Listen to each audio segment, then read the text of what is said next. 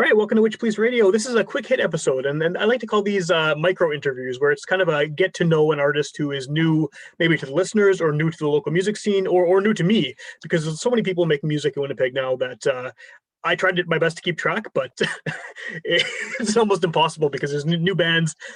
Every week there's new projects coming out. So this project, the guest I'm talking to on this quick hits episode is someone who I have definitely heard of, just based on following on social media, but it's a very new thing, and I think the best way to even start any of this off is if you just want to introduce yourself and maybe give some background about what Dirty Beat actually is. Okay, well, hello.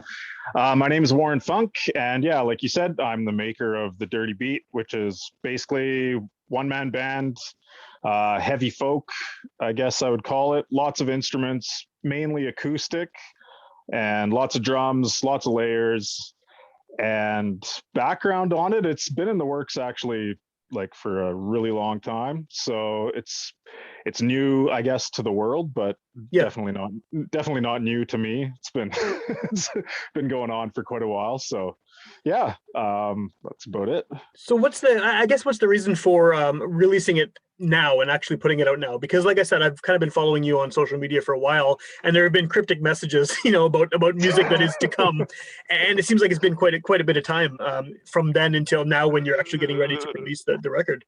Yeah, it's been coming soon forever.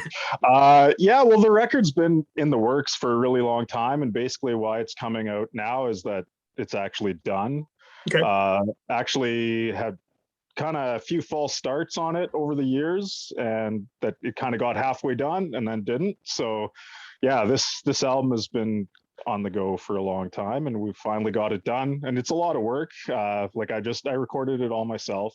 Yeah, I didn't mix and master it, and but everything else, and lots of layers, lots of overdubs, so just took a lot of time and finally getting it done. So well, your timing, probably couldn't be better, because like we seem to be somehow miraculously coming out of this pandemic, and it's there's been so much work that everyone's been doing during this time where everyone's been stuck at home or quarantined or whatever, and you seem to have timed this when things are opening up and shows are happening again. So it seems like a wise decision. I don't know if it's a coincidence or if you planned it this way, but no, I definitely didn't plan it this way. No, so I guess what would people know you from any other projects you've done in the past? Like, have you been in bands or released any music that anyone would recognize that's different from this? Not really, no. Like I grew up in Manitoba, not in Winnipeg. Grew up on a farm, lived in Winnipeg for a couple of years after high school, long time ago. Played in a couple bands, but not really anything for very long. Headed out west for music school to Nelson. Okay. And was kind of living in Nelson, bit in Kelowna and Vancouver for about 10 years. And then moved back to Manitoba and out to the country, and have been living in Winnipeg for the last 2 years. And not really playing in any bands. So I don't think I would really be on anyone's radar as far as that goes. So not yet anyway, right? That's not yet. You hope to accomplish. Yeah, exactly. So what you said heavy folk as a kind of way to describe it, and in listening to some of the songs that you gave me a chance to listen to ahead of time, I can hear that for sure. I mean, there's definitely the acoustic guitar is very prevalent in the songs, and there's folk vibes. There's definitely kind of almost to me anyway, like 90s sort of grungy vibes in some of the songs, softer maybe, but that comes through as a listener. What else are the influences for this record? Like where are you coming from as a musician, aside from just doing folk music? Well, I would say right from the very beginning would be like old hymns, church music, the vocal harmonies. I do a lot of vocal harmonies, and that would definitely come from that. Kind of those would be my roots down in the Mennonite church. So a lot of that old kind of traditional hymn and choral singing. Other than that, a lot of, I used to be big into Celtic music kind of in high school and world music. So there's a lot of that influence, and then more into punk metal that came kind of later, a lot of Neil Young. Sure. And so I wouldn't say I have more like records or songs that are influences, not necessarily an entire band that I was always into. So sure. yeah. No, that's cool.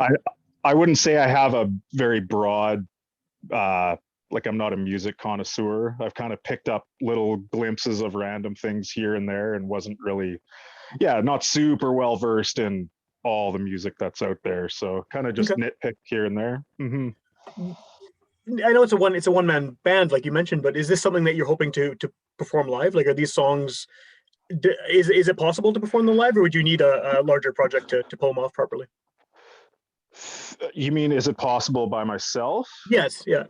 No, I wouldn't say so. Like, I don't know. I know some people do like looping machines and stuff. I don't think it would be really conducive to that. So we'll see down the road. It would envire, it would involve hiring people, Sure. definitely, and learning parts. And I would love it to be a big grand live thing, but whether that's realistically in the cards right around the corner, I wouldn't say so. Okay. And just I spend a lot of the time in the studio and writing the songs, so we'll see what Yeah. happens. You never know. I guess the kind of an offshoot question to that then is, I mean, if you're not necessarily playing shows, at least not right away, how do you intend on getting this to the right ears? Because we're in an era where everyone and their dog is making records in their basement, which is great and also terrible at the same time, because there's Exactly. so much great stuff coming out, but you have to wade through just like piles of shit to find it, right? So without having the opportunity of saying, hey, I'm playing a show, everyone at the show here, buy my CD or whatever. What is sort of your plan to get this out to the right ears?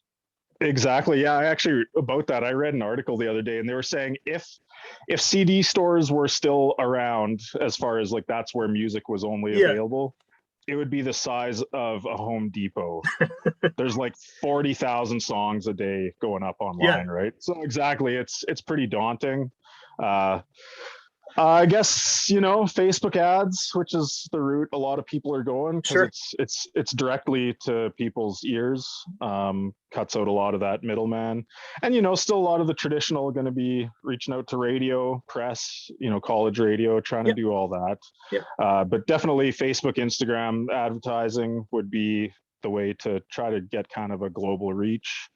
And yeah, we're gonna put the album out and not really charge for it, because why put up barriers when you're starting out from nothing, right? Sure. Yeah. So just that's the plan now with this. It's a debut album, so just try to get it into as many ears as possible, try to get creative with getting it to spread around, and that's what we can hope for. So Yeah, definitely. So you're hoping to put this out in the fall. If someone is hearing this before the album has been released, what's the best way for them to find out what you're up to, or even hear something that you've done kind of leading up to the record? I would say Instagram. That's kind of the main thing. We've got a lot of visual component going on right now, just trying to, show some of the artwork that's going to be turned into music videos for the songs. So yeah, that's Instagram would be the main focus right now, and the website a bit, but Instagram, if you kind of want to see the most recent things, that'll be it. Okay. And Yeah. that visual element, I guess, going back to what we're saying about sort of the way that you have to present your music now. I mean, that's obviously a big part of what you're doing based on your Instagram and based on seeing what you've sort of been up to over the last little while. Mm-hmm. What do you think is the importance of that? Like, I mean, as someone who listens to physical music pretty much exclusively, I love the artwork. It's a huge part of it, but I know we're in an era where people are just ready to hit that with the next button, or just Oh, yell for at Spotify sure. or whatever, as quickly as possible. So why do you think that's still important? I'm glad you're doing it, but what is your sort of thought on that? I don't know. I think the reason, like, I had some old drawings, some sketches of the songs, but it wasn't planned out at the scale that it is going now. Yeah. And I think the original idea was thinking of music videos, which I'm not into music videos, Okay. honestly. Like, I've never really been into them. It's kind of like a book versus a movie. Sure. When Sure. you read a book, the world is in your head. You watch a movie, and if it's not pulled off the way it is in your head, it kind of ruins things, right? Yeah. So, but music videos that's the reality, right? So it kind of started off as that, just thinking of, okay, well, how are we going to present this in music videos, and started drawing, and just kind of developed from there, and hoping to expand that more into, obviously merch, like the Yeah. clothing and stuff, but also, into getting a bit into the art and design side, maybe eventually put out some kind of art books with the lyrics, Oh, and cool. branch out a little bit more that way as well. So that's kind of the plan with the visual element. Right on.